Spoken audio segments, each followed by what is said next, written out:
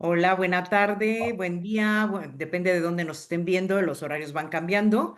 Raúl, qué gusto que hayas aceptado esta invitación de donarnos una hora de tu tiempo para poder compartir con otros tus conocimientos. Ujú. Muchísimas gracias, Mari Carmen. Gracias a la invitación a esta cuarta cumbre de tanatología y proceso de duelo que estás realizando. Y pues también envío un saludo a todas las personas que nos están sintonizando desde YouTube. Así es, pues muchas gracias, Raúl. Bueno, pues voy a presentar a nuestro invitado y él es Raúl Rojo Ruiz. Es ex representante en México ante la Red Mundial de Suicidólogos. Es catedrático del Instituto Hispanoamericano de Suicidología, miembro activo de la Asociación de Psicólogos Unidos de México y de la Federación Internacional de Psicología, cofundador del Liceo Iberoamericano de Ciencias Avanzadas, miembro de la Red Internacional de Especialistas en Salud Intercultural y Salud Colectiva, miembro de la Asociación Internacional de Especialistas en Salud y Red Intermexicana de Psicología, y ya no sigo porque se nos va a ir todo el tiempo, ¿qué te parece? ¿No? Claro que Tiene sí, un muchísimas gracias. amplio currículum y es para mí un honor que esté con nosotros y sobre todo que nos comparta este tema tan interesante que es lo que el cuerpo no olvida, ¿no? Y tiene un título muy bonito, pero también me dijo, hay un título que es como más científico, ¿no? Pero a lo mejor no les gusta tanto, que era algo de fenomenología, ¿me habías dicho, Raúl? Sí, algo así como fenomenología del dolor y expresividad somática. Ok, bueno, pues vamos a empezar, ¿qué te parece? Y qué mejor que empezar con qué significa esto de lo que el cuerpo no olvida. Claro que sí, Mari Carmen. Pues primeramente quisiera avisar que el formato de las respuestas va a ser lo más simple que se pueda. Quisiéramos que todo esto llegue a cualquier persona. De repente, cuando andamos entre profesionales y entre algunas personas que se dedican a esto, puede que se nos olvide de repente el lenguaje común de tanto que estamos clavados en artículos y en libros. Entonces, quiero aclarar que quiero hablar de lo que me preguntes lo más simple posible y pido una disculpa si de repente me apasiono y me Sí. voy y me voy y me voy, ¿no? Yo te interrumpo, no te preocupes. Yo te aterrizo, no te preocupes. Tú danos todo Gracias, lo que Mari puedas. Carmen. Porque justo esto que tú preguntas, ¿qué significa que el cuerpo no olvida? Tiene que ver con que el cuerpo tiene su propia memoria, ¿no? Incluso, principalmente, el cuerpo no es un accesorio que nosotros portamos, sino nosotros somos el cuerpo. Es decir, el cuerpo es el centro de la experiencia, Mari Carmen. Y es a través del cuerpo que nosotros sentimos, nosotros pensamos, nosotros dormimos, comemos y existimos. Sin el cuerpo sería prácticamente imposible, ¿no?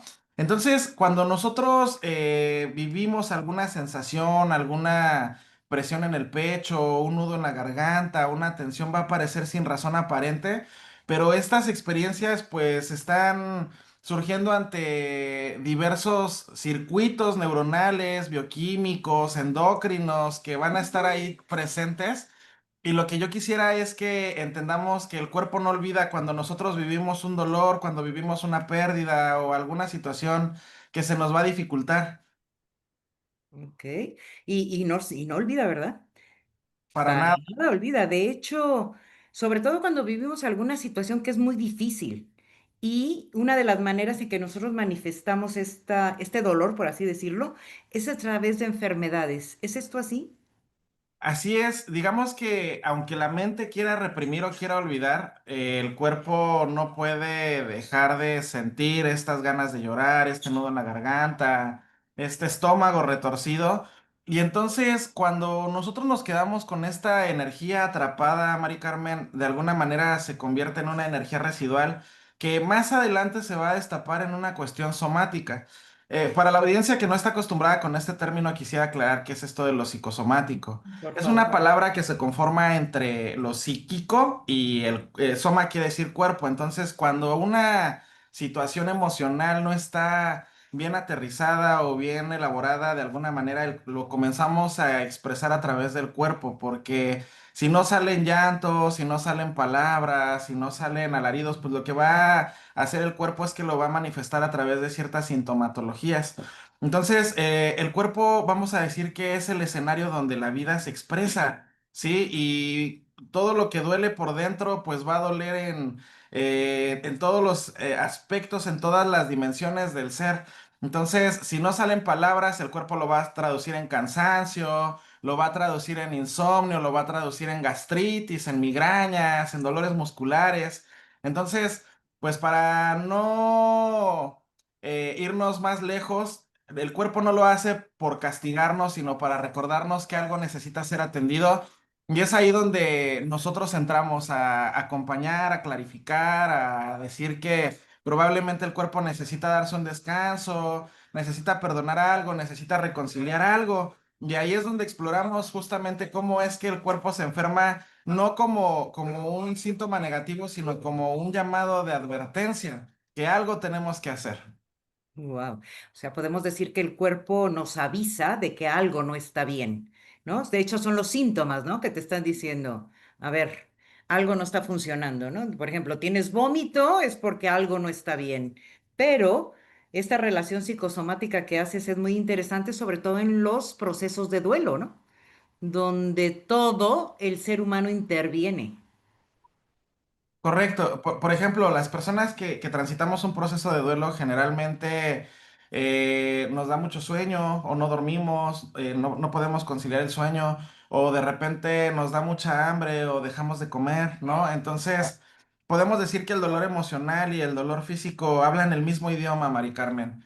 Desde la experiencia humana, cuando perdemos a alguien o a algo que nos es muy querido, cuando nos traicionan, cuando nos sentimos solos, lo que va a generar nuestro sistema nervioso es una activación en las mismas zonas, como si hubiera una herida física, ¿sí?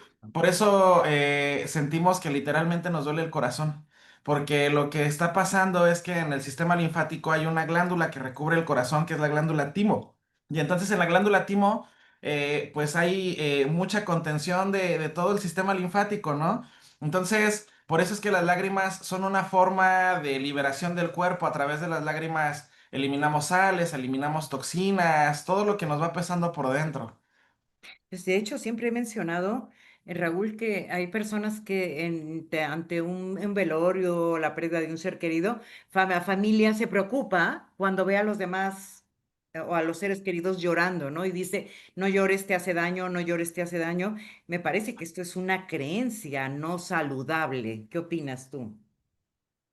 Mira, tienes toda la razón, es una creencia que nosotros podríamos decir que es no saludable, sin embargo, sí creo que es importante tomar en cuenta la cosmovisión de las personas, es decir, Ujú. generalmente tenemos una cosmovisión que nos dan los usos y costumbres del lugar de origen, de donde somos o de donde son nuestros papás, que de repente se traen estas creencias. Sin embargo, lo que a ti, a mí y a muchos de nuestros colegas nos corresponde es dar una reeducación emocional Yes, donde podamos aclarar que las emociones no son negativas, sino que las emociones son un llamado de advertencia, son yes. una evaluación que hace nuestro organismo en relación con lo que está sucediendo en el entorno. Y si el organismo dice a llorar, pues es a llorar, ¿no? Y es Ujú. una necesidad fisiológica tan importante como orinar, defecar, tomar agua, dormir. Entonces, no podemos privar esa necesidad. Sí, no, pero la gente, o sea, una gran mayoría de personas, lo que hacen es justamente no llores, te hace daño, ¿no? Y son estas creencias que vienen, como dices, de generación en generación que tenemos que empezar a modificar. ¿Qué necesitas? Haz lo que tú necesitas en ese momento. ¿Sabes, Mari Carmen? Yo tengo la creencia que detrás de un no llores hay un no llores porque voy a llorar contigo. Exactamente, ¿no? Mm. Lo que no sabemos es qué hacer a nosotros con lo que nos está sucediendo a nosotros mismos, no con lo que le pasa al otro, ¿no? Sino, ¿qué me pasa a mí cuando tú lloras? Sí, por eso es que queremos contener todas las variables para que no emerja una emoción que creíamos sanada o elaborada y que en el momento nos damos cuenta que no era así. Y bueno, si es que tú eres de esas personas que, lo digo para las personas que nos ven, ¿no? Si tú Sí, eres de sí. las personas que de repente tiende a silenciar el llanto de las demás personas, ven a terapia. Ujú. Nosotros te podemos canalizar o te podemos apoyar. Así es, sí, porque esto es importante. Esto es muy importante que saber que existe manera de canalizar todo eso y yo siempre he dicho que siendo una creación tan perfecta, no creo que las lágrimas hayan sido nada más de adorno, ¿no? Tienen una función. Claro, yo lo veo, por ejemplo, con las personas que padecen de algo que llaman el síndrome de Sjögren, ¿no? Que de repente no producen lágrimas, no producen salivas. Tienen que estar aplicándose lágrimas artificiales porque las lágrimas lubrican el ojo y son totalmente indispensables para el sentido de la vista y para el funcionamiento humano. Entonces, obviamente las lágrimas cuando surgen a través de un llanto a causa de un dolor o de un duelo son totalmente saludables. Por ahí alguien decía que quien se encarga de sanar al paciente en sí es el tiempo a través de todos estos procesos fisiológicos que realiza, mientras tanto el terapeuta lo entretiene para que sane. Ah, mira, qué bueno, qué bien está, ¿no? El terapeuta entretiene y el tiempo cura Correcto. a través de estos procesos fisiológicos, ¿no? Aunque no se queden quietos, no se queden quietos. Tienen tarea que hacer cuando están viviendo un proceso de duelo. No es de aquí me quedo sentadito y no hago nada, ¿no? Hay trabajo que hacer, ¿no? Sí, Y correcto. Y eso creo que particularmente te doy el crédito porque lo he escuchado mucho de ti.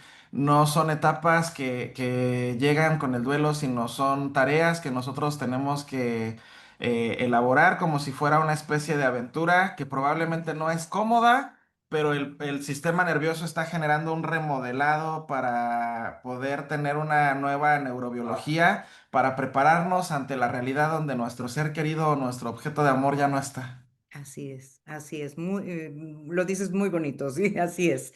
Muy bien, oye Raúl, ¿y ya mencionaste algunas características, pero cómo se relaciona este dolor emocional con el dolor corporal o físico?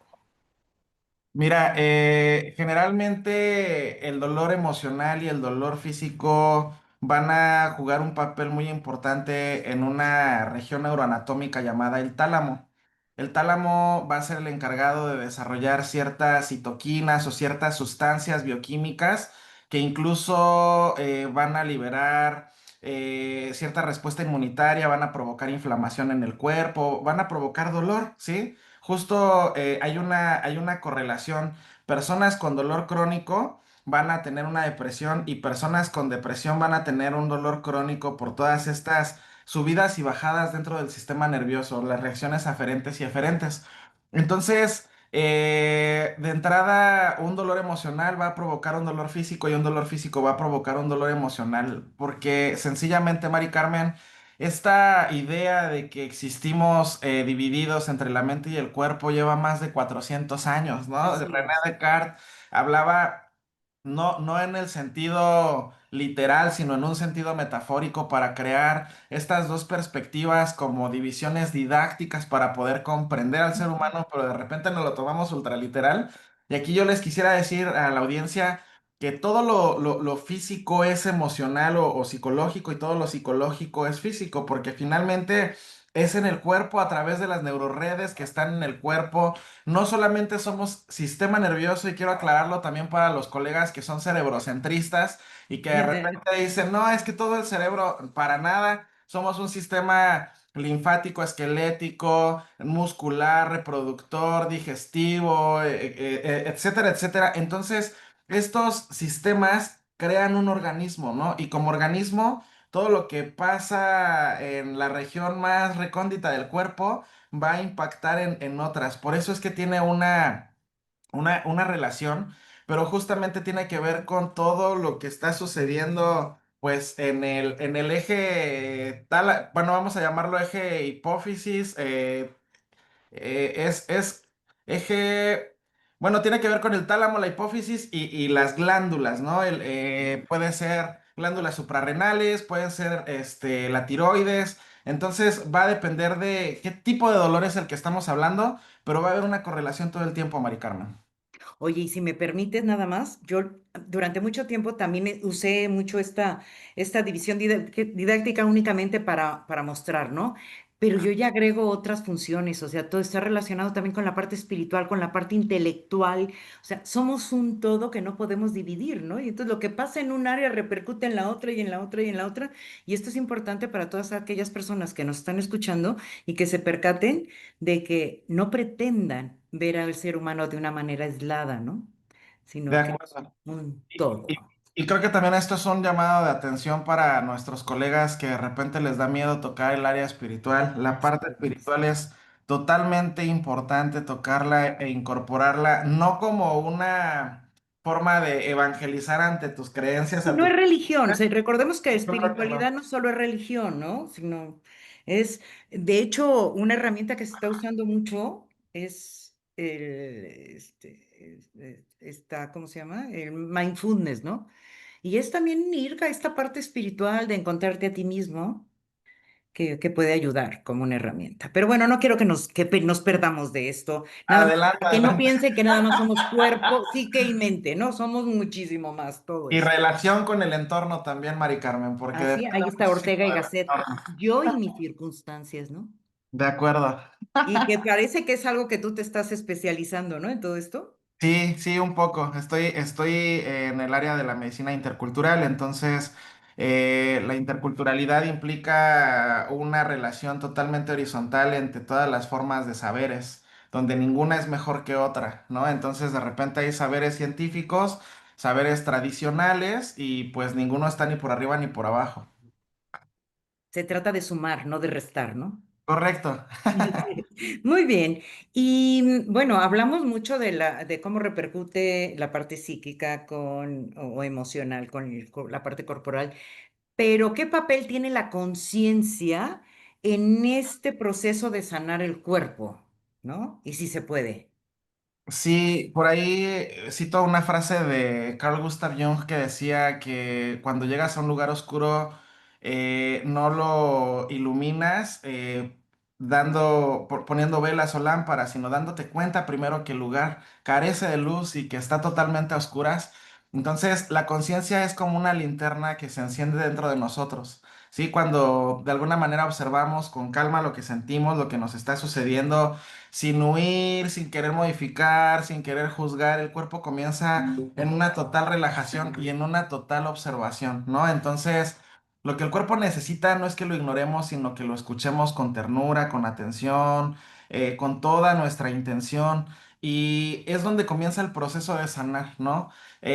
Sanar finalmente es curar y hay ocasiones donde dejar de pelearnos con lo que nos duele y con lo que no queremos ver es el principio de la sanación. Ok, ¿y con qué frecuencia pasa esto de que no queremos ver algo? Tiene que ver con la resistencia, ¿sabes? O sea, hay resistencias que nos provocan dolor, que nos provocan sufrimiento y entonces lo relegamos al inconsciente o lo reprimimos o lo negamos porque nos da cierto temor. Fíjate, Mari Carmen, esto que tú me comentas, yo me he dado cuenta en la práctica profesional que hay cosas que en nuestra infancia se nos hacen insostenibles y entonces las reprimimos totalmente y nos las llevamos toda nuestra vida. Y cuando las observamos con la perspectiva de una mentalidad adulta, de una conciencia más amplificada, nos quedan chiquitas esas cosas que en su momento veíamos así grandototas, ¿no? Tiene que Y que ver no podíamos salir, nos hundíamos en ellas, ¿no? justamente, tiene que ver con actualizar la experiencia. Entonces, yo le diría a los asistentes que nos están observando que si de repente ustedes consideran que por ahí hay un temota que jamás en la vida han tratado, que jamás han tocado, bueno, consideren que en ese momento lo valoraban con la mentalidad que tenían allá y entonces, pero aquí y ahora puede ser algo que digas, ja, ja, ja, pero ¿cómo con eso me estaba perturbando Hundiendo. tanto? Ujú. Y bueno, cuando eres más joven o eres niño no tienes los recursos, ¿no? El otro día, pues escuchaba, ya no me acuerdo ni dónde lo leí ni nada, que el pasado se sana en el presente, ¿no? Y eso es muy cierto, ¿no? Sí. Algo que a lo mejor hace unos meses o unos años yo me estaba hundiendo y no tenía los recursos, hoy puedo trabajarlo, verlo desde otro lugar y poder sanarlo, ¿no? Sí, y entonces justo el día de hoy es que puedo tener más recursos para poder generar una palabra bellísima que es la resignificación. Y es una de mis palabras favoritas, Mari Carmen, porque el prefijo re quiere decir volver a y significar, es decir, volver a darle un significado, transformar lo que significa para mí y es donde empieza la salud mental, donde empieza el alivio emocional. Y que esto es como la nueva tanatología, ¿no, Raúl? No hay muchas personas que se quedaron justamente con estas etapas de Kubler-Ross, muy reconocida, yo siempre digo, muy honrada, ¿no? Elizabeth, por todo lo que nos aportó. pero en su momento fue muy útil, pero ahorita ya no nos podemos quedar en esa vieja tanatología donde tenemos que esperar a que pasen las etapas, sino hay que trabajar y uno de los trabajos más importantes es esto que tú mencionas del resignificar. ¿No? Ahora que tocas como esta parte de los autores contemporáneos, por ahí Robert Neymeyer toca algo hermoso que es el reacomodo, ¿sí? Cómo reacomodo, cómo reorganizo. Y a partir de ahí es que yo les decía, el proceso de duelo es un remodelado neurológico donde nuestra Wow, anatomía wow, suena muy bien eso. a generar una nueva forma para poder sostener esa realidad donde mi objeto de amor o mi ser querido está en otra forma de presencia, porque no puedo decir que no está porque de alguna forma lo convertimos ahora en una forma metafórica de estar, ¿no?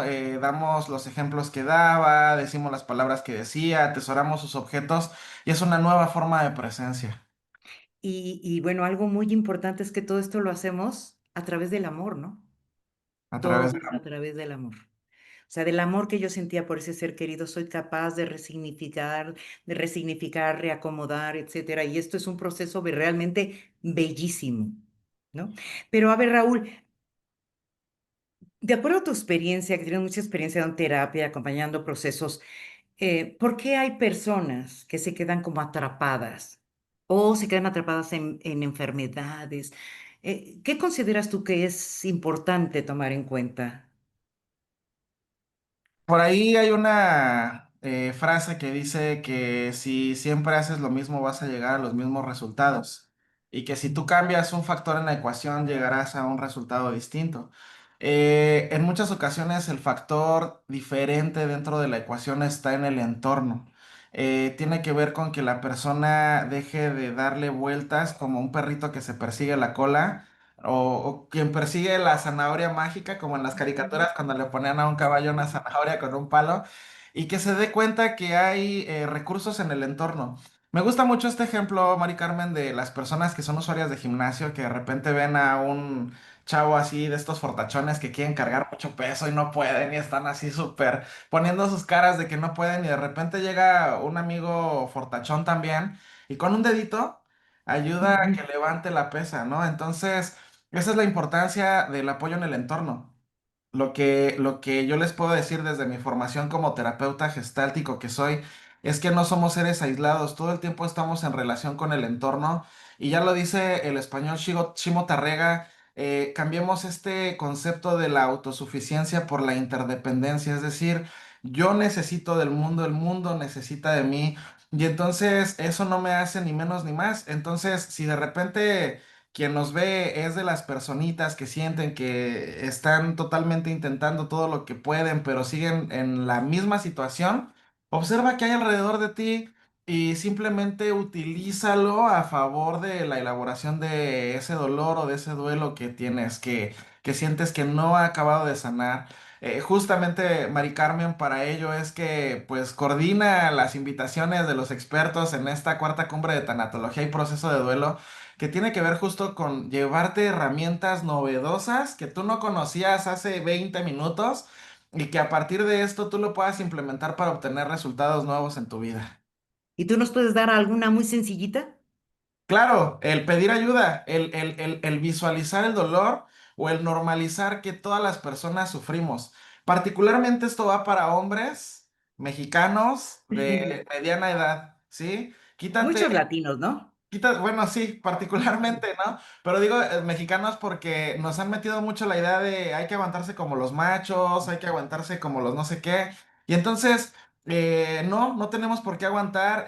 Todos tenemos lagrimales. Y si estos lagrimales anatómicamente están diseñados en nuestro cuerpo, son para llorar, son para poder expresar lo que sentimos a través del llanto.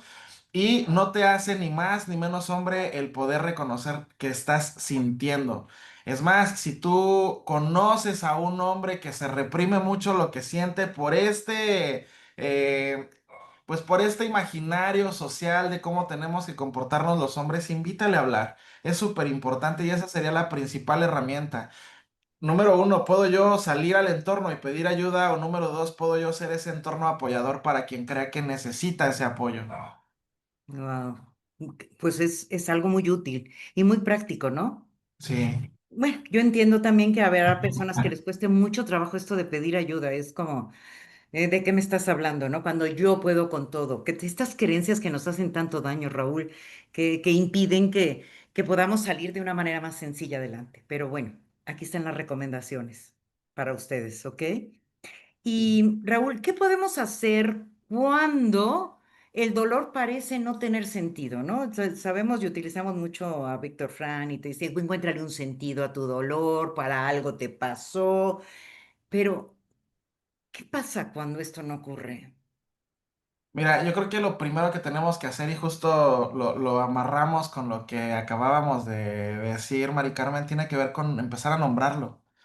Empezar a nombrar que duele, ponerlo en palabras, simbolizarlo, significarlo, escribirlo, respirarlo, ¿no? El dolor no siempre tiene que tener una explicación, y mucho menos una explicación lógica, porque les explico que el dolor y la razón están funcionando en áreas distintas del cerebro, ¿sí? La razón está en la neocorteza, el dolor está en el sistema límbico, en el reptiliano. Para las personas que de repente dicen, oye, ¿qué está diciendo este hombre? Un ejemplo así súper, súper rápido. Pongan su mano con la palma hacia adelante, metan el pulgar, cierren y cubran con la otra mano, y aquí tenemos una representación tridimensional de nuestro cerebro. Entonces, evolutivamente, de acuerdo al autor Paul MacLean, nosotros tenemos tres cerebros, Mari Carmen. El primero es el reptiliano y es el que se encarga de todas las sensaciones en el cuerpo, de las respuestas más innatas y más instintivas. Apetito sexual, apetito, sed, sueño, todo esto, ¿no?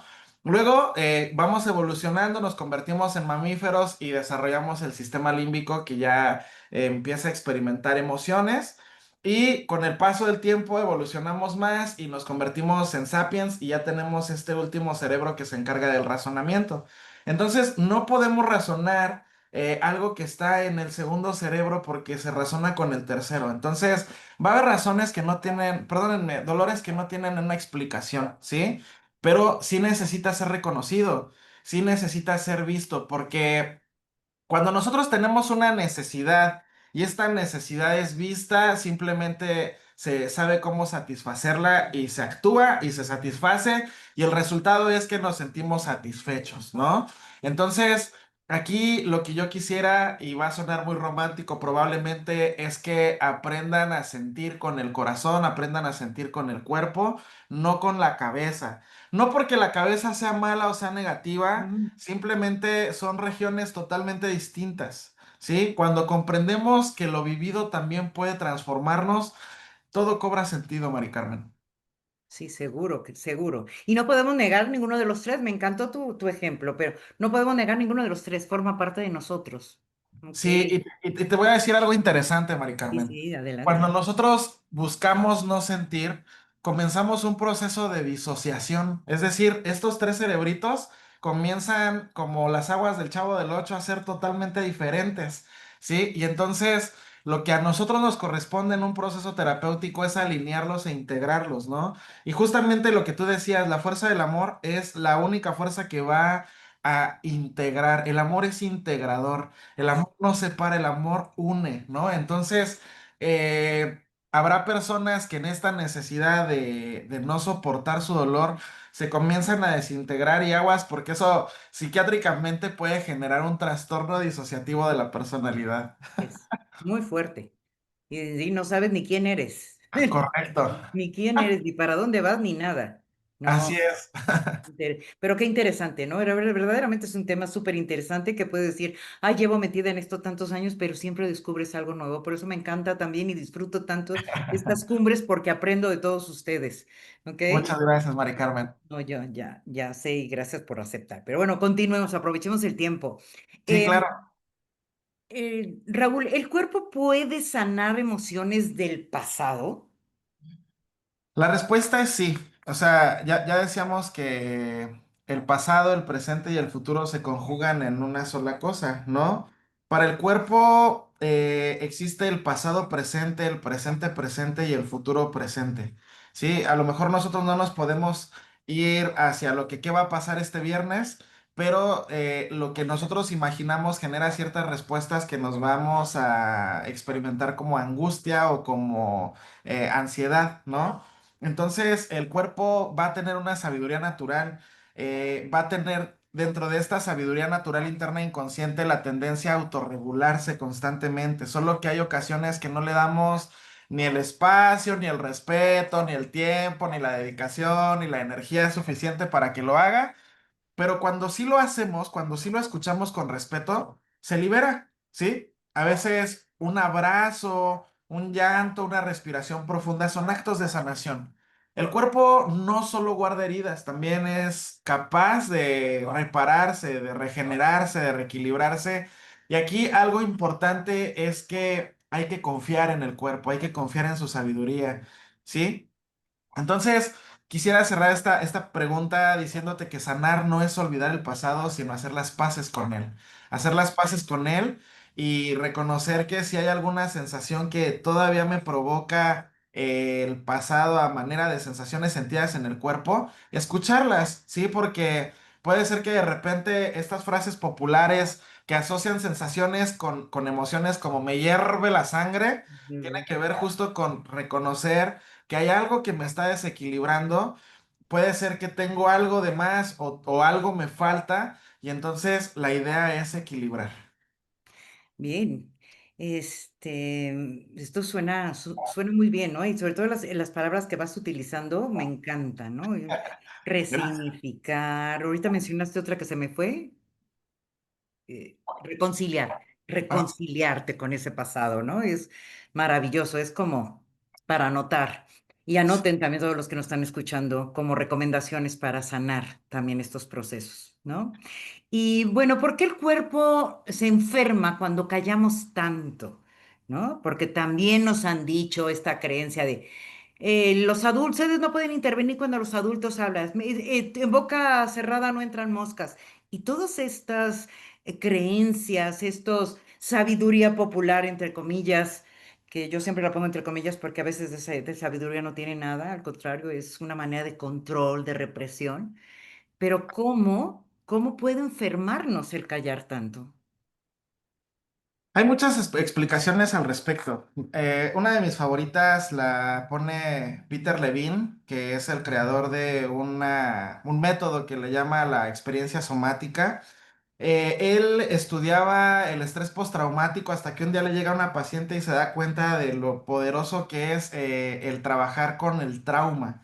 Y déjame aclarar que el trauma es una mancha, es como una energía almacenada en el sistema nervioso cuando nuestra vida o nuestra integridad está en riesgo. El sistema nervioso va a actuar por naturaleza para salvaguardar nuestra integridad, pero si no le alcanza, si no le es suficiente la respuesta, esta energía no se descarga y se va almacenando y se va quedando, ¿no? Entonces podríamos decir que esto va a generar un silencio que cuando se va prolongando se vuelve un ruido interno, ¿sí? Se vuelve, haz de cuenta, como mucha energía ahí eh, hecha bolas.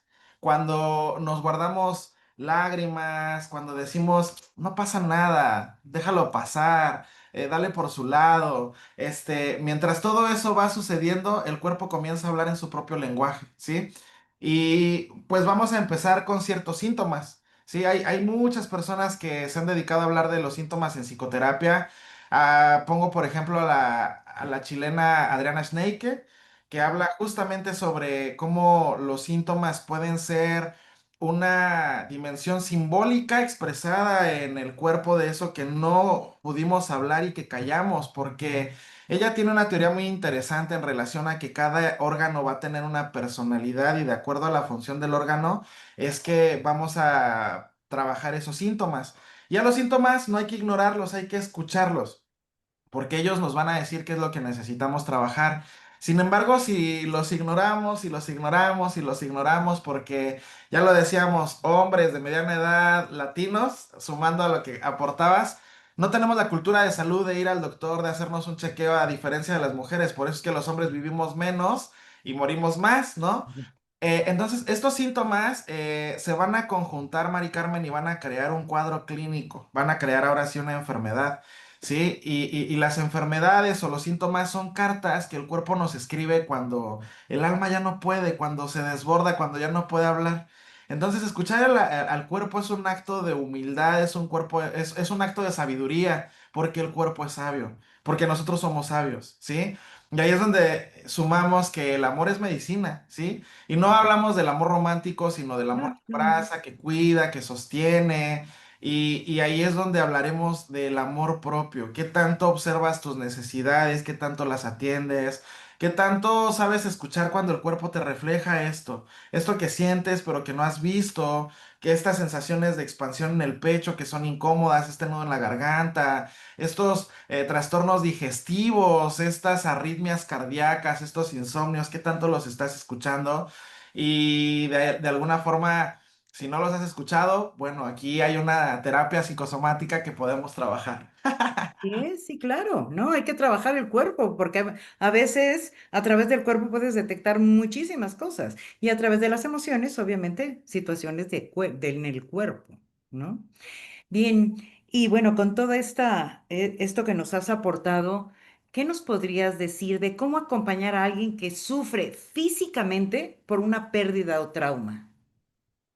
Ok. Bueno, lo digo tanto para terapeutas como para Sí, sí. familiares. Acompañar no es resolver, ¿sí? Acompañar es estar ahí al lado, presente, sin consejos, sin prisas, dándole un respeto a lo que el otro necesita, dándole un respeto a sus propios procesos anatómicos, fisiológicos, metabólicos, ¿sí? Algo muy importante de entender ante esto que digo es que el cuerpo necesita un tiempo para reorganizar su dolor. Podemos ofrecer presencia, podemos ofrecer una respiración conjunta, contacto físico, palabras suaves, recordándole a la persona que su cuerpo no está roto, ¿no? Y que de alguna manera, dado que ella es el cuerpo, está intentando sanar a su propio ritmo.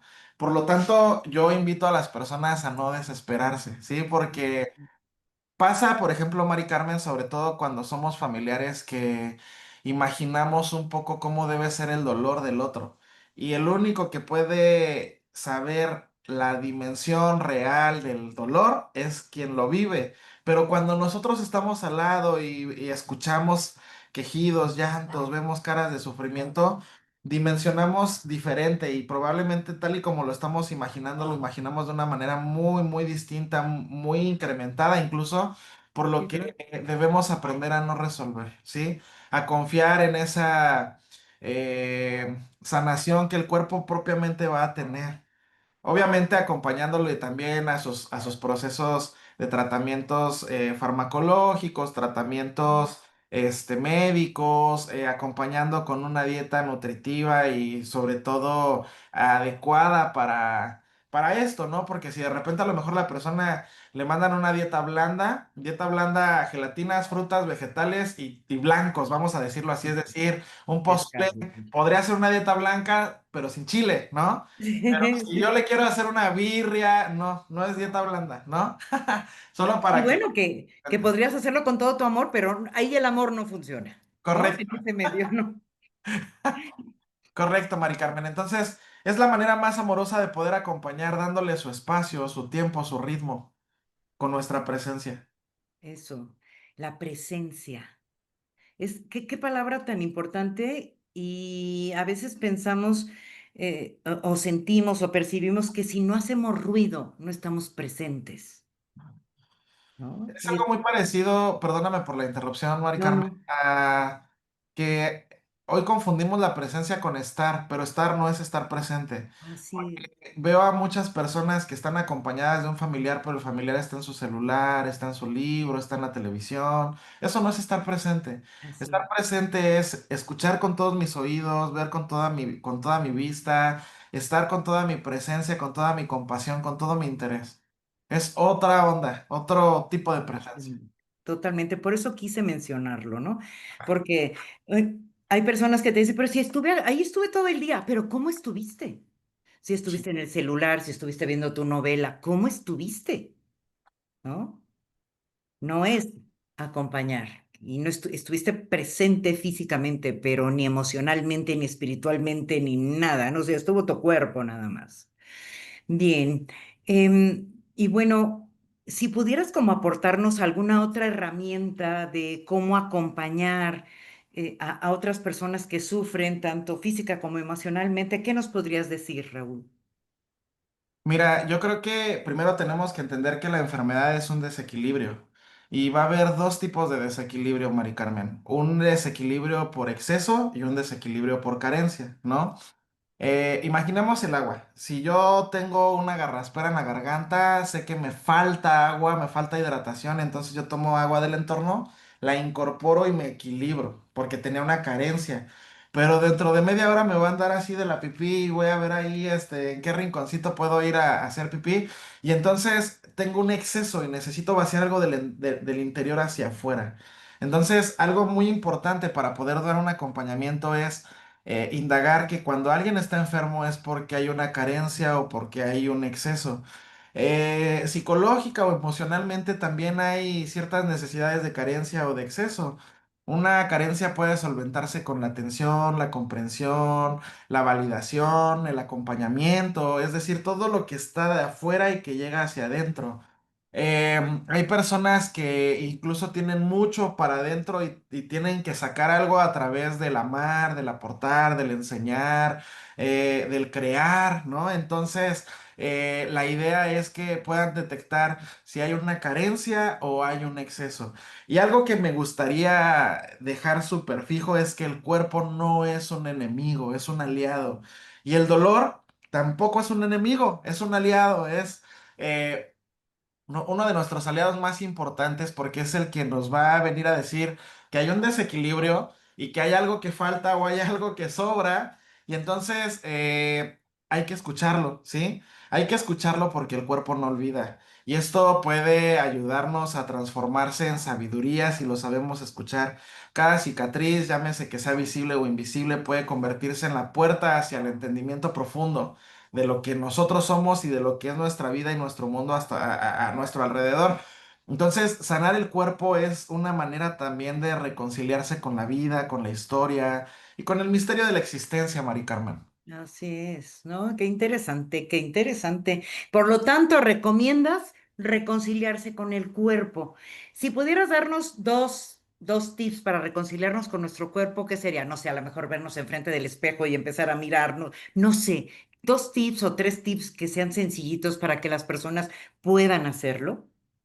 Mira, sí, yo creo que sobre todo pensando en la gente de mi generación y creo que también de tu generación, Byung-Chul Han habla de que somos la sociedad del cansancio y que confundimos éxito con sobreexplotación. Porque tener chorro mil estudios y dos Así es. trabajos y todo el tiempo pareciera que nos está haciendo exitosos, pero eso nos lleva a una violencia neurológica que nos impide dormir nuestras 8 horas, comer a nuestras horas, prepararnos la comida. De entrada, entonces estamos exigiéndole mucho a nuestro organismo. Y la primera recomendación es que los autocuidados sean totalmente procurados y validados. Los autocuidados los vamos a entender de dos formas. No hagas lo que te destruye y fomenta más lo que te reconstruye, es decir, evita fumar, beber alcohol, cualquier consumo de sustancias adictivas, relaciones tóxicas, dormir poco, no. Ajá. Oye, que está muy de moda ahorita lo de las relaciones tóxicas, ¿no? Lo de la tóxica o el tóxico, ¿no? Muy de moda y muy presente, ¿no? Ok. Y los autocuidados justo implicarían entonces dormir adecuadamente, comer, hacer ejercicio, ¿no? Con todos los estudios que hay acerca del tejido muscular y la longevidad y la calidad de vida, hacer ejercicio, tener una práctica espiritual, vincularte con tus relaciones afectivas o con tus seres amados lo más que puedas, ¿no? Nada más esperarte a Navidad o al cumpleaños para poder abrazar. Abraza todos los días, cada que te sea posible, ¿sí? Esto es lindo. Esos autocuidados van a ser súper importantes. Número dos, la estructura, es decir, que tengas una estructura mental a través de tus horarios, que no te eches más tareas de las que de alguna manera puedes abarcar en las 16 horas que te quedan despierto, ¿no? Porque si el día tiene 24 horas y duermes 8 te quedan 16 y esas 16 hay que repartirlas en todo. Si quieres ver series, si quieres, lo que sea, que entre dentro de esas 16 por lo tanto, la estructura. Y me pediste dos, pero voy a dar una tercera, Mari Sí, sí, sí, Carmen, maravilloso. Regálanos lo que puedas. que tiene que ver con la disciplina, ¿sí? Yo sé que de repente a veces nos cuesta trabajo tener estos cambios en nuestro estilo de vida, pero la disciplina nos va a llevar a poder desarrollar y a poder administrar en 30 días un hábito. Entonces, si a mí me cuesta trabajo hacer ejercicio, puedo empezar con 5 lagartijas, 5 sentadillas, 5 abdominales. Y al día siguiente pueden ser 6 y al día siguiente pueden ser 7 para que yo vaya acostumbrando a mi organismo a lo que le nutre, a lo que le hace bien. Serían las principales recomendaciones. Y las principales recomendaciones, digamos ya para cerrar, es que comprendamos que somos seres integrativos y que hay múltiples dimensiones del ser. Tenemos un cuerpo, una emoción, una cognición, una parte energética, una parte relacional, y estas están tan fuertemente implicadas que no se pueden dividir. Es decir, todo lo corporal va a ser emocional, cognitivo, energético, relacional. Todo lo emocional va a ser corporal, cognitivo, energético, relacional. Todo lo cognitivo va a ser corporal, emocional, energético y relacional y así con todas. Entonces, somos seres tan integrativos que no nos podemos dividir, no nos podemos separar, no nos podemos fragmentar. De hecho, una palabra clave es que somos una unidad, ¿no? Somos una unidad. Biopsicosocial y espiritual, o sea, no hay para dónde hacerse, no nos podemos dividir, no puedes decirle a una parte, ahí te quedas, yo me voy. A donde vayas vas con todo, ¿no? Correcto. Y Yo- me, sufre, me- sufre. Sí, me gusta perdón. decirle a mis pacientes ateos que incluso el no creer es una forma de creer. Por supuesto. Ahora Sí, sí que no somos ateos, gracias a Dios. es correcto. No creer es creer, así es. Pero bueno, Raúl, ¿qué mensaje te gustaría dejarle al público que nos esté escuchando sobre lo que es el cuerpo y el dolor? Primeramente que el dolor es real, sí, el dolor es real, el dolor existe y así como existe un umbral del dolor, es decir, hay personas que somos muy sensibles al dolor, hay personas que pueden ser muy aguantadoras y en términos bioquímicos y neurológicos el dolor emocional es exactamente lo mismo, hay personas que pueden ser más tolerantes a un dolor emocional, por eso es que pueden tener una ruptura en su relación y siguen como si nada y a la siguiente semana ya reemplazaron al Así objeto de es. amor, ¿no? Y puede haber personas que por todo lo contrario, una cosa aparentemente chiquitita va a generarle un gran sufrimiento. Entonces, el dolor es real, entonces respetemos que cada persona lo vive de acuerdo a su experiencia y de acuerdo a su percepción y de acuerdo a los elementos de vida que tiene y de las experiencias previas y de los desempeños previos que ha tenido para saber si va a salir pronto o va a tardar. Porque en las primeras experiencias de dolor, particularmente cuando somos adolescentes, eh, el dolor pareciera que va a ser eterno y que va a ser Ujú. inevitable y eso nos genera una desesperanza terrible. Y muchas veces como adultos vemos a esos adolescentes y desde una cuestión muy indiferente decimos, en tan poco lodo se revuelcan, ajá. Sí, sí, Y, sí, sí. y realmente para ellos eso está generando mucho dolor, por lo que a mí me gustaría sugerir que respetemos todas las formas habidas de experimentar, ¿sí? Sí. Entonces, el dolor va a ser diferente en cada persona. Qué afortunados los que de repente lo pueden elaborar rápido, para quienes no lo pueden elaborar rápido. Estamos los especialistas a su alcance y a su servicio para que puedan acudir a nosotros. Y me gustaría cerrar que, pues así como hay traumatólogos, cuando de repente se dan un golpe y hay mucho dolor, o los angiólogos o lo que sea, estamos los psicoterapeutas para el dolor emocional, estamos los tanatólogos para los dolores ante las pérdidas. Y para algo existen nuestras profesiones, desestigmatícennos. No somos loqueros, ni estamos para los locos, ni estamos más locos que los no psicólogos. Así es, así es. Somos profesionistas y estamos al servicio de las personas. Ah, qué interesante y qué importante mencionar esto. Y bueno, ya nada más agradecerte, verdaderamente agradecerte el haber compartido este espacio de gran conocimiento, de muchas aportaciones. Pero antes de irnos, me gustaría que nos digas dónde te pueden localizar, ¿no? Pues si alguien necesita de tus servicios, si alguien quiere acercarse a ti, ¿cómo puede hacerlo, Raúl? Claro que sí, gracias Mari Carmen. Me encuentran en Facebook o en Instagram como Raúl Rojo Ruiz Terapeuta. Pueden seguirme en mi podcast en todas las plataformas llamado Somos Emocionales y por ahí me pueden escribir o al correo raulrojoruiz@gmail.com. Otra vez, repítelo, por favor. Claro que sí, raulrojoruiz@gmail.com. Y he de aclarar rojo como el color porque luego me buscan como Raúl Rojas y no, soy Ah, Raúl sí. Rojo. Rojo. Rojo. Rojo de rojo, no Correcto, Rojas. Rojo de rojo. Ok. correcto, Mari Carmen. Muy bien, Raúl. Pues muchas gracias por habernos aportado tu conocimiento y sobre todo habernos donado esta hora de tu tiempo y de tu conocimiento. Con Que todo estés muy gusto. bien. Muchas Muchísimas gracias y a todos gracias. los que nos están escuchando, continuaremos. Hasta pronto.